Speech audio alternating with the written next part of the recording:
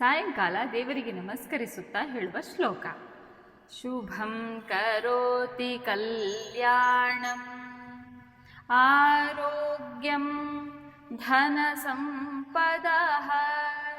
ಮಹಾಪುರಾಣನ ಸರಿಯಾಗಿ ಹೇಳೋಣ.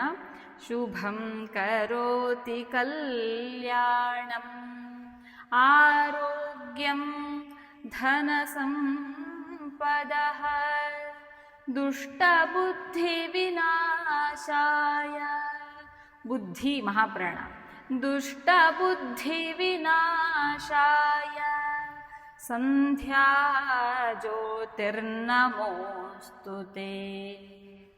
ಬಿಡಿಸಿ ಹೇಳಿದ್ರೆ ಸಂಧ್ಯಾ ಜ್ಯೋತಿ ನಮೋಸ್ತುತೆ. ಇನ್ನೊಂದ್ಸಲಿ. ಶುಭಂ ಕರೋತಿ ಕಲ್ಯಾಣಂ ಆರೋಗ್ಯಂ ಧನ ಸಂಪದಃ ದುಷ್ಟಬುದ್ಧಿ ವಿನಾಶಾಯ ದುಷ್ಟಬುದ್ಧಿ ವಿನಾಶಾಯ ಸಂಧ್ಯಾ ಜ್ಯೋತಿರ್ನಮೋಸ್ತುತೆ.